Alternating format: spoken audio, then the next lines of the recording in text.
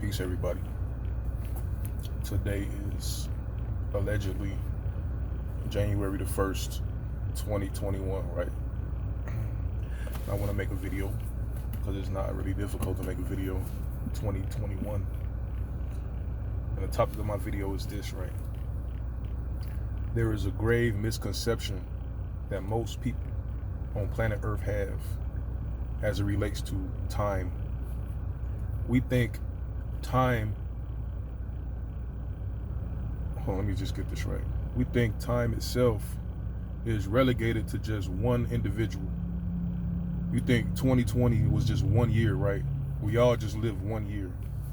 But in reality, and I got ancient proof to prove it, in reality, in order to really understand how many years passed in 2021, you have to calculate how many human beings was alive in 2021. And allegedly, worldwide, there is about 7.5 billion people on planet Earth. So in 2021, 2020 represented 7.5 billion years collectively, because we exist collectively. And this is the reason you have billionaires on planet Earth, because they understand that they could get millions of years of labor and millions of years of support by getting millions of people to support them every year. If you get 1 million people to support you in 1 year, you usually got 1 million years of support, which magnified your wealth into the billions, to the millions. Floyd Mayweather, he knows that if he get 2.5 million people to watch his pay-per-view, he will accumulate hundreds of millions of dollars, because he literally got 2.5 million years worth of support, because 2.5 million people collectively. We exist concurrently, we exist simultaneously, but we exist as a group, a unit, regardless of the divisions that they give. 7 continents. Each continent has multiple different regions and countries and religions and races, but we are seen as one group of 7 billion people. And that 7 billion people in 1 year is 7 billion years. And this is the reason the United States government, not just the United States government, but when it was colonialism in America, this is the reason they wanted slave labor. If you enslave 2-3 million people and you get 3 million people working for you for free in 1, 2, 3, and say you got 100 years worth of free labor from 3 million people, you just robbed them of 300 million years worth of labor that you didn't pay them for. 300 million years. Now let's say each person should have got $1,000 a year. If you was to pay them people back $1,000 a year for the year of work, that would be, let me ask Google.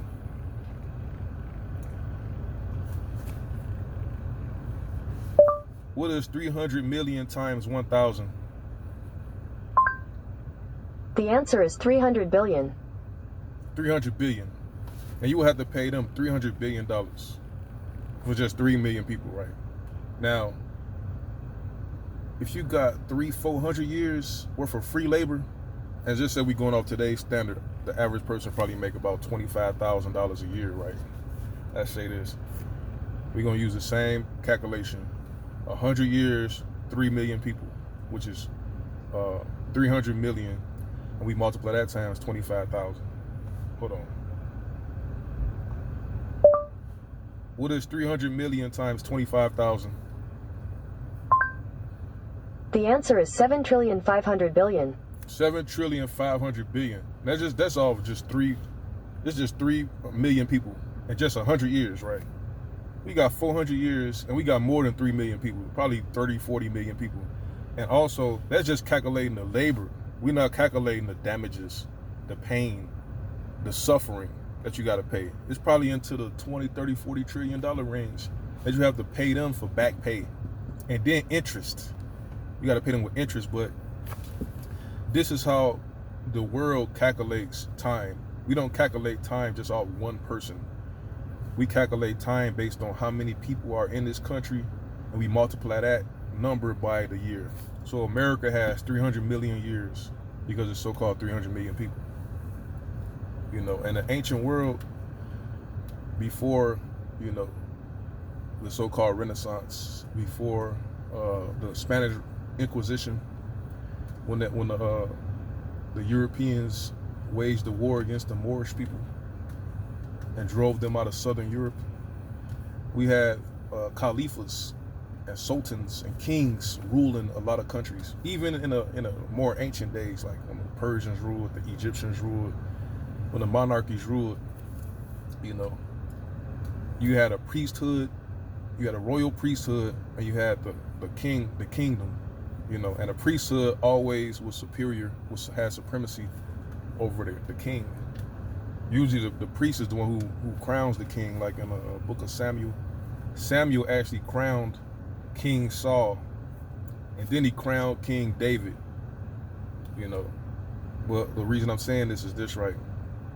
There was these particular books that was written by the imams hundreds of years, you know, to the Sultan of Baghdad, the Caliph of Baghdad, the guy that was in Spain, wherever they was at, in Morocco.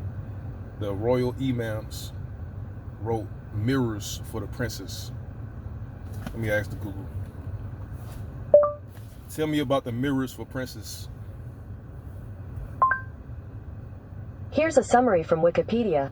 Mirrors for princes, or mirrors of princes, form a literary genre, in a loose sense of the word, of political writing during the early Middle Ages and the Renaissance, and are part of the broader speculum or mirror literature genre.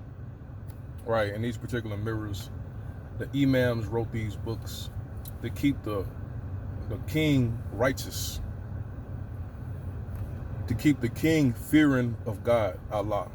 And this particular book that I read, Abu, whatever his name is, Ghazian, whatever his name, you can find it. He told the imam told the sultan, he say, 1 year as a sultan represents 25,000 years, because he was responsible for everybody in the realm, right? Now we could calculate that, how many people was in his realm, because if it's 25,000 years, we divide 25,000 into 365, because 1 year is really 300. We multiply 25,000 times 365, because that's how we calculate 1 year for one person. So we multiply, yeah.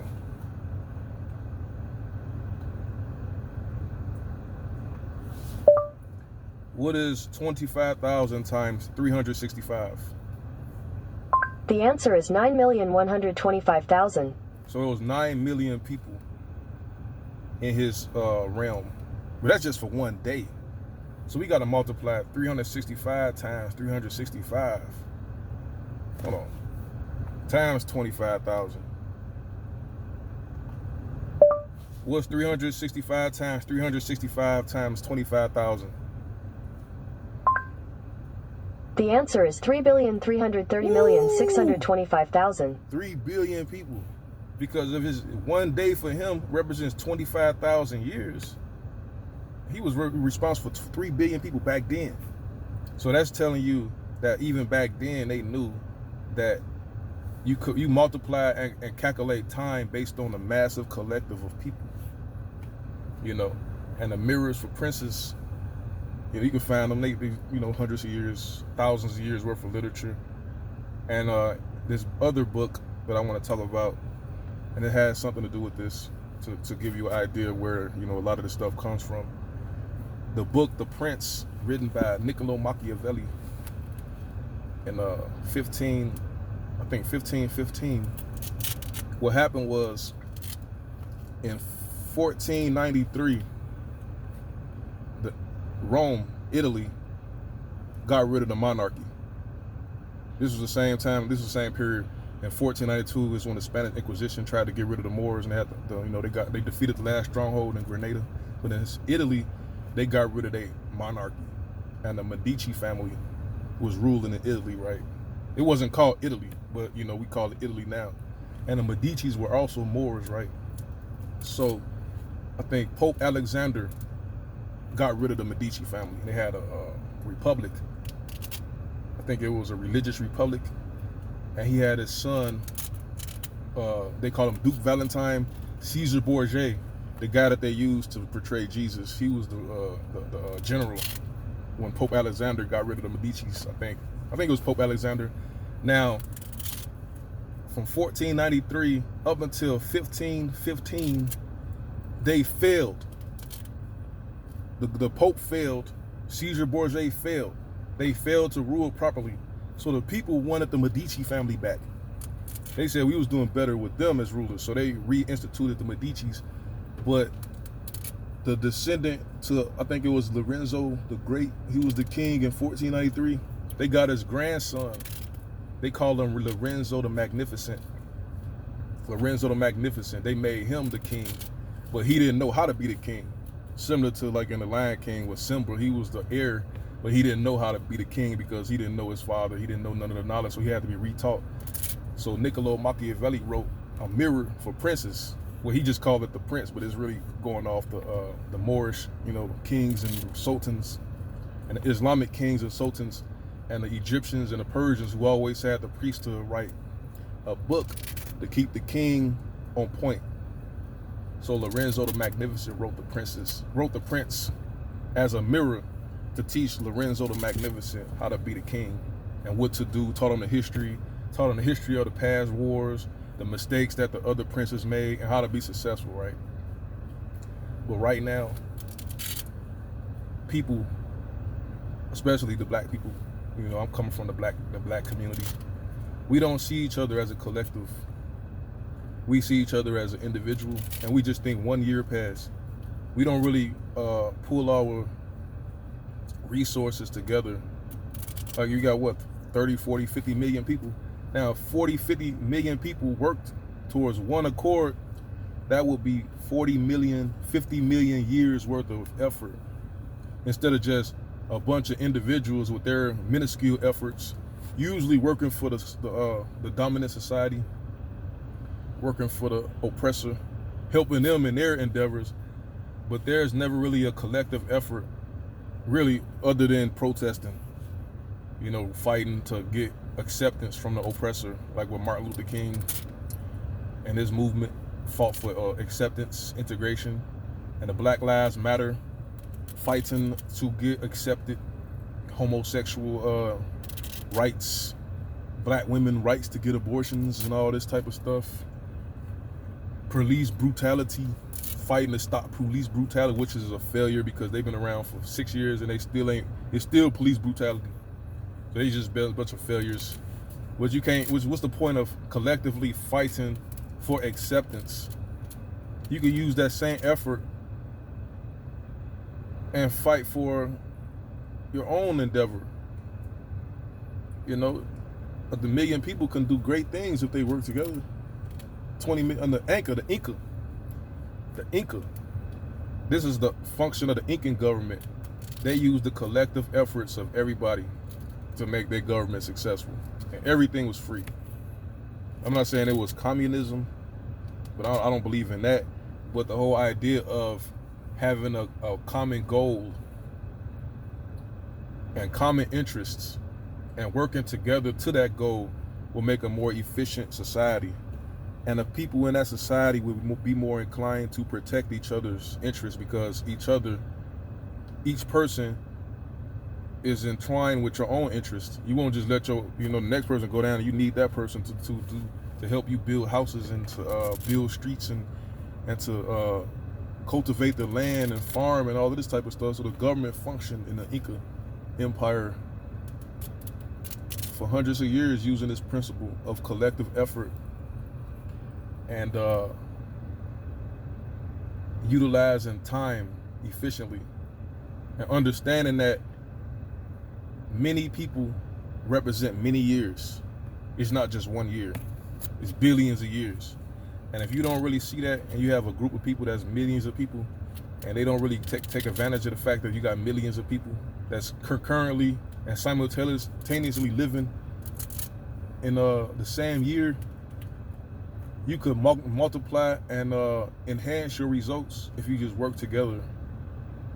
And instead of just having 1 year worth of effort, you will have 1,000,000 years worth of effort. And this is primarily the reason for the prison industry. In the prisons, a friend of mine, she's a priest. She goes to the Stateville prison and other Illinois prisons to minister. And she gave me one of the newsletters from Stateville called Stateville Speaks. And I read the newsletter. And one of the articles they was talking about, they wanted good paying jobs. The lifers wanted good paying jobs that the non-lifers was able to get, because the non-lifers could negotiate a better pay because they don't have them forever. But the lifers, they're stuck with the base pay. And they were so institutionalized, they thought, the lifers thought that $30 a month was a good paying job compared to their $15 a month. But look at this, you got millions of people in the United States prison doing full labor, full years worth of work, and they're only making $15 a month. So you paying these people less than $200 a year for a full year's work, and you're selling these products in these stores. It's similar to slave labor overseas. You're getting millions of years worth of labor for free. Not necessarily free, but at the base, the minimum. But when they had slavery, that was better for them because they didn't have to pay anything other than, keeping the so-called slaves alive and, providing food. For the most part, they didn't have clothes. They had to be naked most of the time. They didn't want to spend no money. They wanted all profit, no money. But people need to understand that time is not simple. And yet it is simple. It's a simple calculation. Multiply human resources, the amount of people, and you multiply that times the amount of time. And that's how much resources you have. You got 1 million employees. You would usually have to pay them $1 million, you got to multiply the amount of money you got to pay them by 1 million, or you could say, I got 1 million people, and we'll have 1 million times the effort as one person will have. 1 million times the effort, 1 million times the result. And that's all I want to say about this random discussion.